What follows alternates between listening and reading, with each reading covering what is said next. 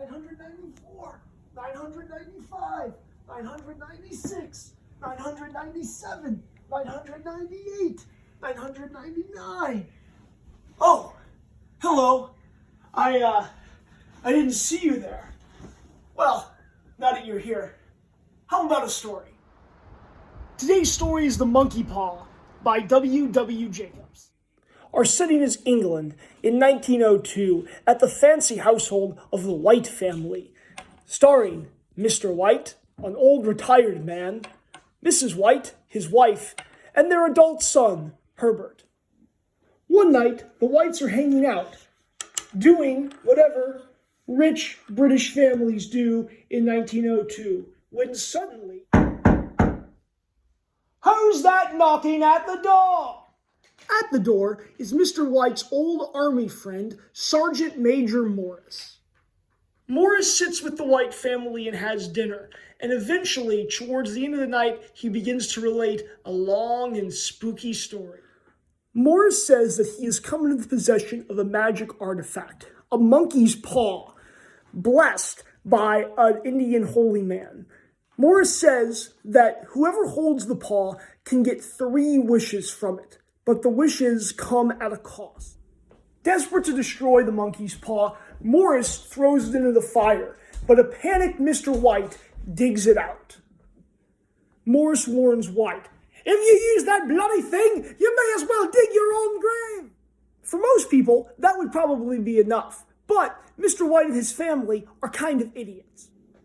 After Morris leaves, the Whites are sitting around after dinner when Herbert tells his father he should wish for £200 so they can finally pay off the debt on their house. Mr. White is initially hesitant, but then decides that, it's not such a bad idea. Mr. White wishes for £200, but as he makes his wish, he feels the monkey's paw twist in his hand. Horrified, he throws it away before Herbert and Mrs. White convince him it was all just a trick of his mind.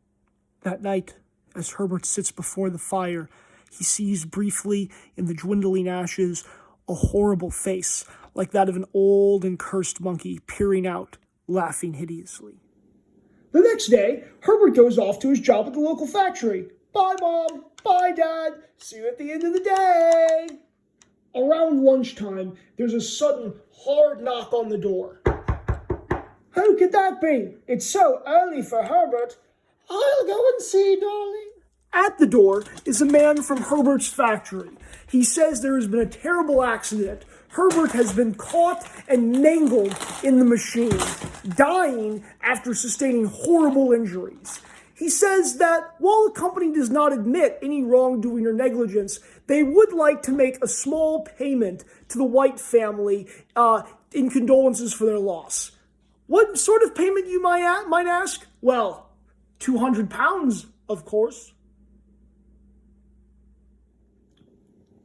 10 days pass after the funeral, and Mrs. White is distraught with grief. One night, she begs Mr. White to use the monkey's paw again and wish their son back to life. You just think, people would learn, maybe? I don't know. Mr. White eventually relents, and using the monkey's paw for the second time, he wishes Herbert back to life. The Whites sit comfortably in their house for several hours. Mrs. White waiting on the edge of her feet for some sort of sign, Mr. White with a vague, foreboding sense of doom. Suddenly, a knock on the door. Mrs. White rushes to the door, but in an amazing display of Victorian sexism, can't manage to get the locks open. She fumbles with the locks for 5 minutes. I mean, really, it's like 5 minutes. It takes so long. Sitting upstairs, Mr. White comes to a horrific realization. Something is out there at the door, but it's not his son. Desperately, Mr. White makes one last unknown wish upon the monkey's paw. Mrs. White finally manages to get the door open and flings it open to reveal nothing.